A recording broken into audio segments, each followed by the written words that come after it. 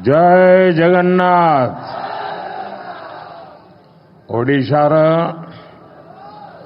सबू भाइयों भौणी मानको मोर नमस्कार एवं जुहार। ओडिशार मोर सबू परिवारजन मां मौसी भाई भौणी जूब साथी मानको शुभेच्छा ओ अभिनंदन। 5 दिन पहले मुझे दिल्ली में उड़ीसा पर्व इस शानदार समारोह में शामिल होने का अवसर मिला था और बहुत बढ़िया मसाले वाली चाय भी पी थी।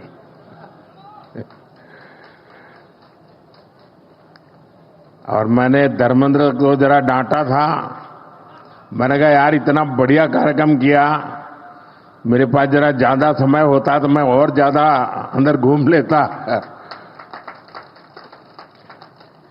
शानदार कार्यक्रम था जी। ओडिशा पर्व में उड़िया विरासत और गौरव के वो भव्य दर्शन, उड़ीसा के लोगों का स्नेह और अपनापन, वो मेरे लिए बहुत ही यादगार पल है। आज मुझे बाबा लिंगराज की पावन धरती पर आने का सौभाग्य मिला है। मैं इस एकाम्र क्षेत्र को प्रणाम करता हूं। मैं महाप्रभु जगन्नाथ के चरणों में प्रणाम करता हूं। साथियों, यहां एयरपोर्ट पर ही इतनी संख्या में आपका आना, उड़ीसा के लोगों का आना, और मुझे तो इसका एंड दिखता ही नहीं है, लोग ही दिखते हैं।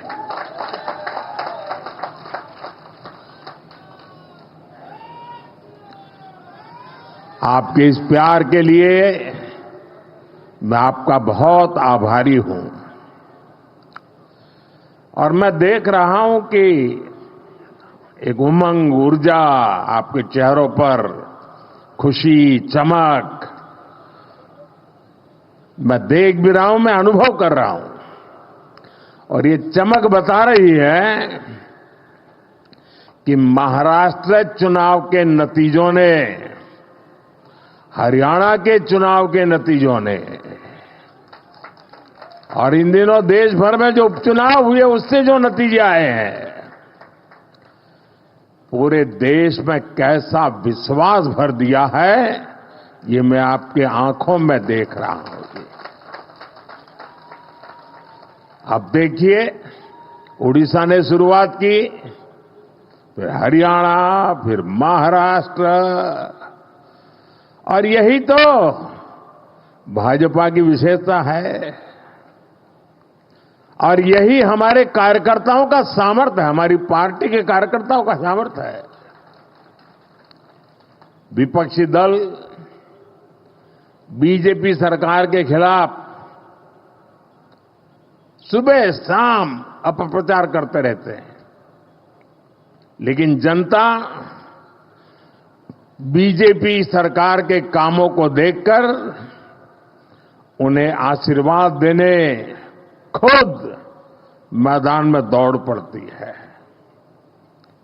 आप याद करिए, चुनाव से कुछ महीने पहले तक बड़े बड़े पॉलिटिकल एक्सपर्ट्स ओडिशा में बीजेपी को पूरी तरह से खारिज कर रहे थे।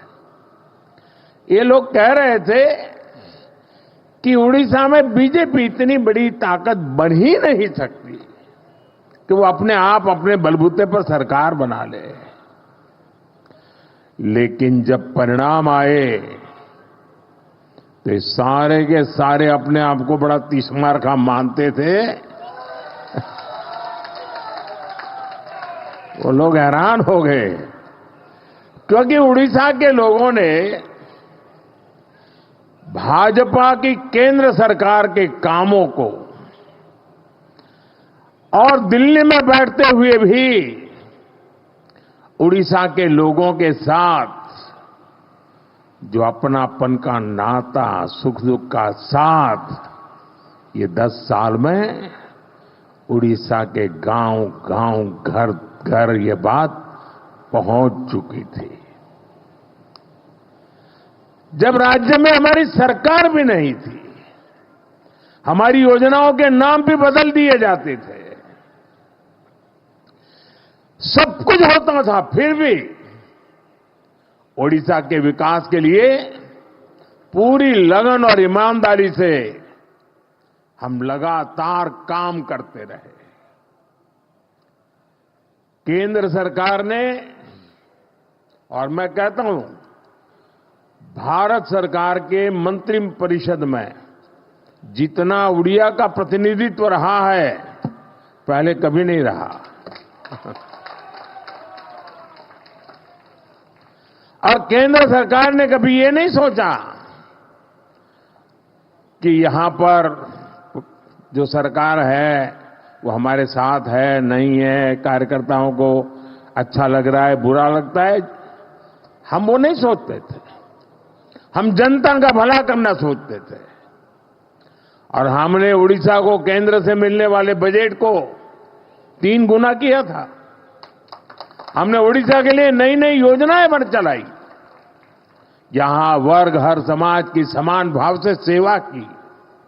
और इसलिए उड़ीसा की जनता बीजेपी की नीतियों को और कार्यशैली को भली भांति जान पाई, उनका एक विश्वास पैदा हुआ और दिल खोलकर हमें आशीर्वाद दिया।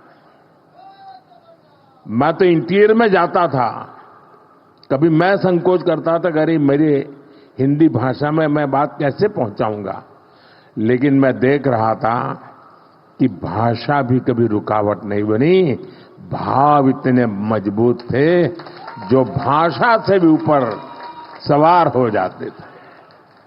साथियों, मुझे पहले सीएम के रूप में गुजरात की सेवा करने का मौका मिला, फिर पीएम के रूप में देश की जनता का सेवा करने का मौका मिला, और आप सबने, देशवासियों ने तीसरी बार एक सरकार बनाई। मैं दुनिया में जहां भी जाता हूं, सारा दुनिया के लोगों को लगता है भाई क्या बात है, हिंदुस्तान के लोग 140 करोड़ का देश, इतना बड़ा देश, और लगातार एक सरकार को बार बार चुनता जा रहा है। हम 14 में आए, 19 में आए, उससे दुनिया में जितना प्रभाव था 24 में उससे अनेक गुना ज्यादा हो गया है। और साथियों, जब मैं सीएम पीएम के रूप में काम करता रहा, मैंने राजनीति के अलग अलग रंग देखे हैं, मैंने उसके तरीके भी देखे हैं, और मैं मानता हूं कि राजनीति में नीतिगत विरोध ये बहुत स्वाभाविक है, ये लोकतंत्र का स्वभाव है। किसी भी निर्णय को लेकर अलग अलग मत हो सकते हैं। राजनीतिक दल अपने हर तरह के विचार जनता के बीच ले जाते हैं, और पूरा अवसर होता है जनता को प्रशिक्षित करने का। हर राजनीतिक दल को, राजनीतिक विचार को हक होता है, और ये अधिकार का भरपूर उपयोग कर भी सकते हैं। राजनीतिक दल अपनी बात जनता के बीच पहुंचाने के लिए, जनता को जागरूक करने के लिए आंदोलन भी करते रहते हैं। लोकतंत्र की, संविधान की मर्यादाओं में रह करके अपने विचार को प्रकट भी करते हैं। और आंदोलन पहले भी होते थे, आंदोलन आज भी होते हैं, लेकिन पिछले कुछ समय से एक बहुत बड़ा बदलाव आप सभी महसूस कर रहे होंगे। भारत की संविधान की भावनाओं के उसे कुचल दिया जाता है। लोकतंत्र की सारी मान मर्यादाओं को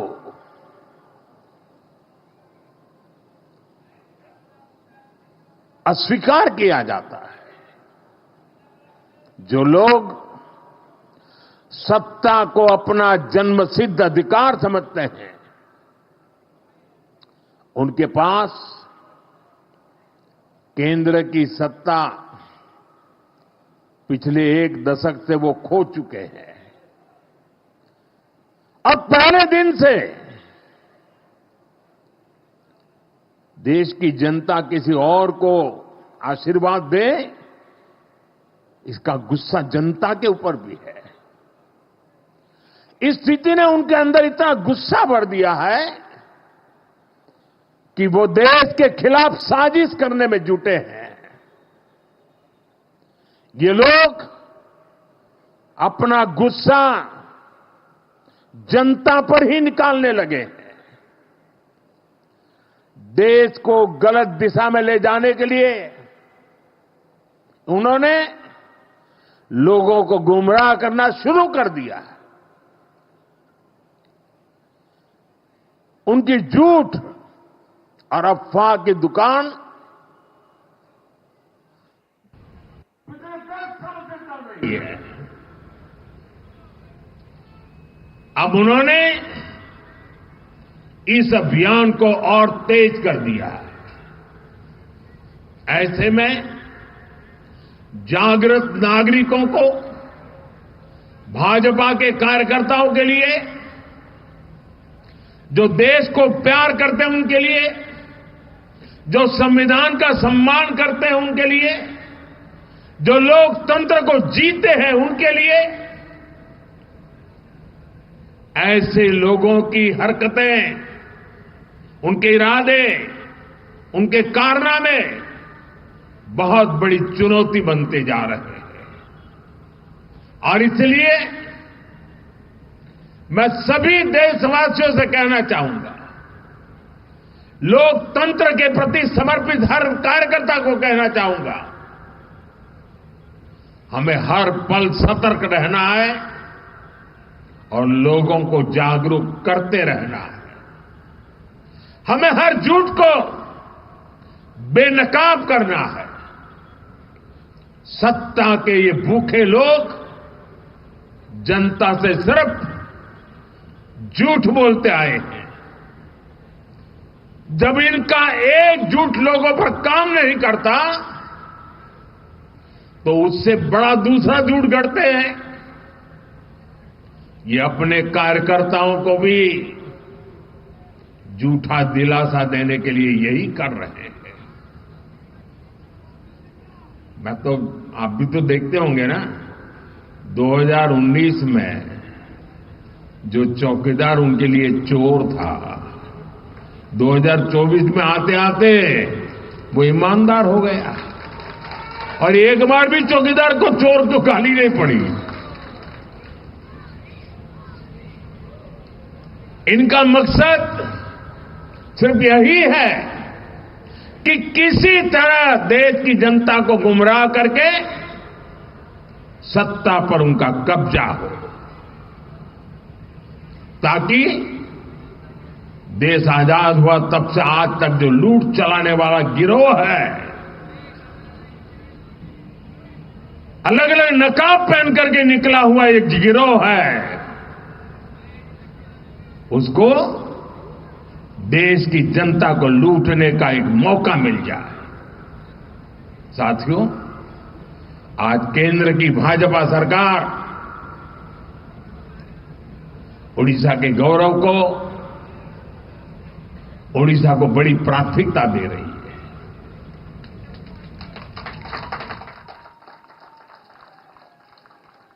इसी महीने ओडिशा में आप सभी ने बाली यात्रा का भव्य आयोजन किया, सफल आयोजन किया है।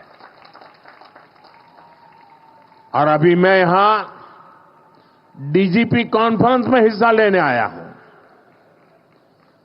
और आप में से बहुत लोगों को आश्चर्य, यहां के मीडिया के लोगों को भी आश्चर्य होगा।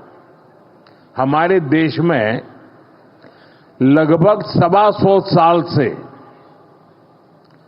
ये डीजीपी कॉन्फ्रेंस चल रहा है, हर वर्ष हो रहा है। 125 साल से, अंग्रेजों के जमाने से चल रहा है। 125 साल से डीजीपी कॉन्फ्रेंस चल रहा है, उड़ीसा में पहली बार हो रहा है। देश भर के इस क्षेत्र के जो प्रमुख लोग हैं, वो 2 दिन यहां बैठ करके महाप्रभु जी की इस पवित्र धरती से प्रेरणा लेकर के अपने अपने क्षेत्र में जाने वाले हैं।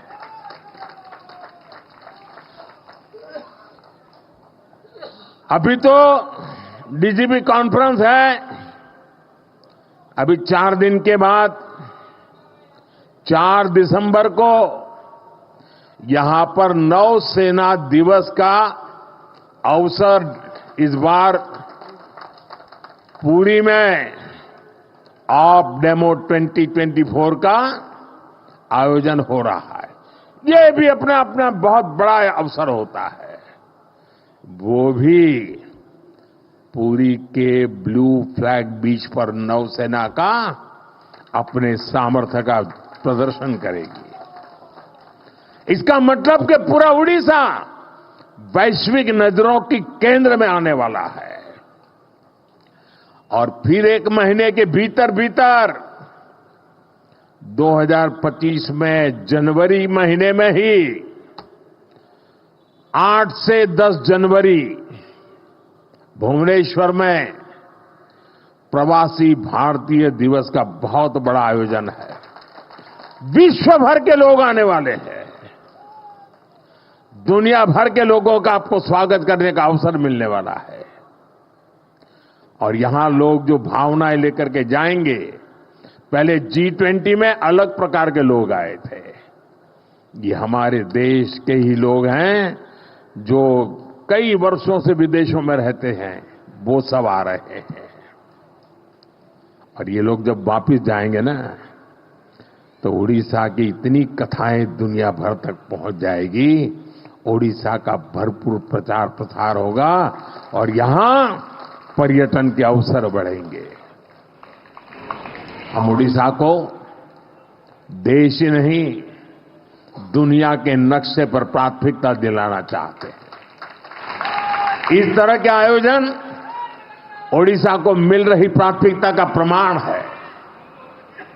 आप अभी से प्रवासी भारतीय दिवस की तैयारियां भी जरूर करें और G20 से भी शानदार होना चाहिए। एक ऐसा अवसर है जिसमें हर कार्यकर्ता अपने सामर्थ्य का प्रदर्शन कर सकता है। हमारा उड़ीसा स्वच्छ हो, सुंदर हो, हमारे पास 1 आध महीना है, शानदार कर सकते हैं, सफाई का बड़ा अभियान चला सकते हैं। यहां की संस्कृति से लोग परिचित हो, इसके जन भागीदारी से करना है। उड़ीसा के हर नागरिक को लगना चाहिए दुनिया के मेहमान मेरे घर आ रहे हैं, ये भाव आना चाहिए। हम और आप मिलकर के उड़ीसा के गौरव को बढ़ाएंगे।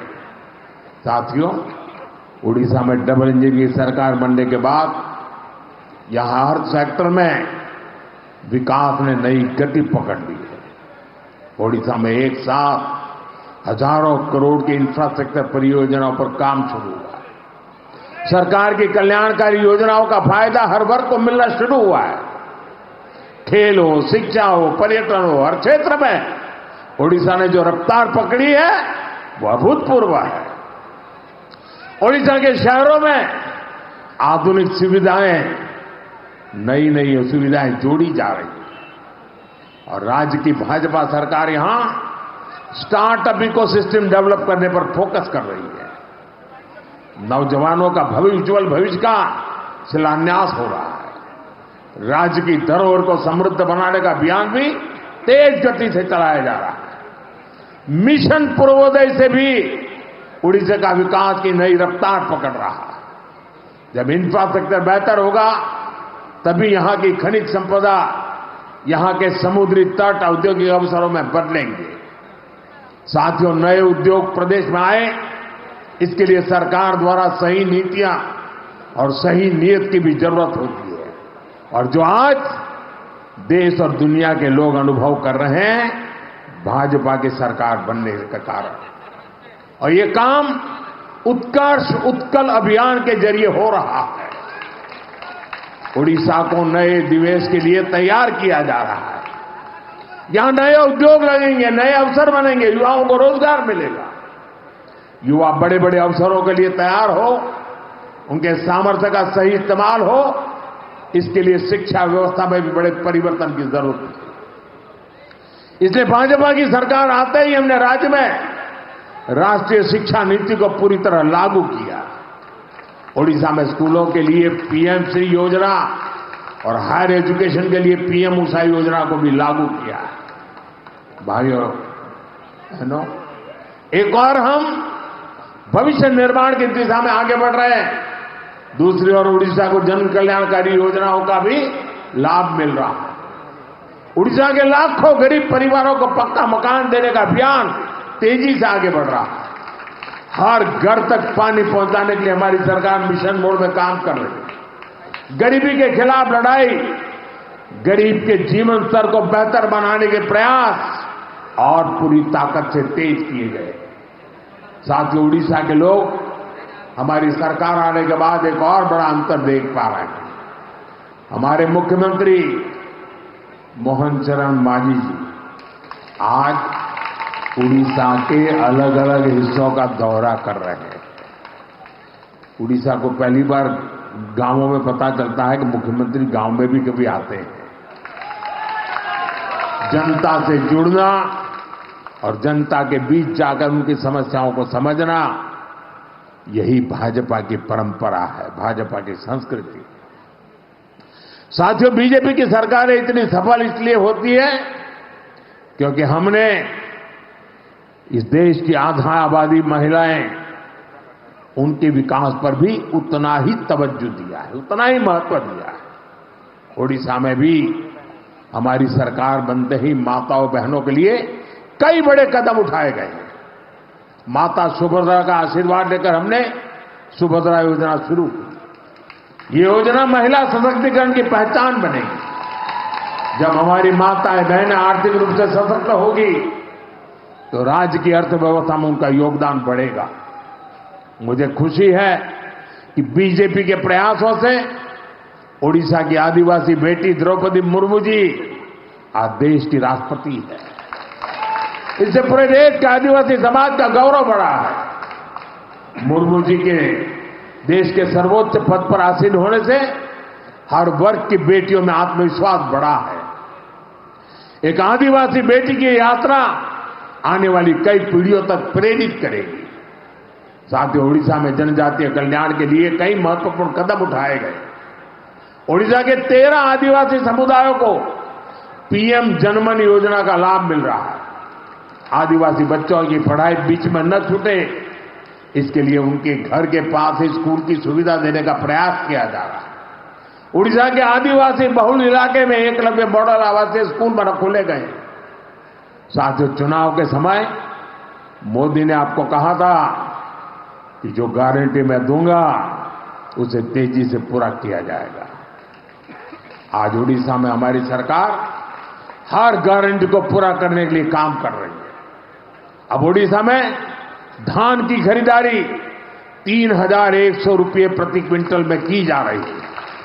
इसके लिए राज्य सरकार के बजट में 5,000 करोड़ रुपए की व्यवस्था की है।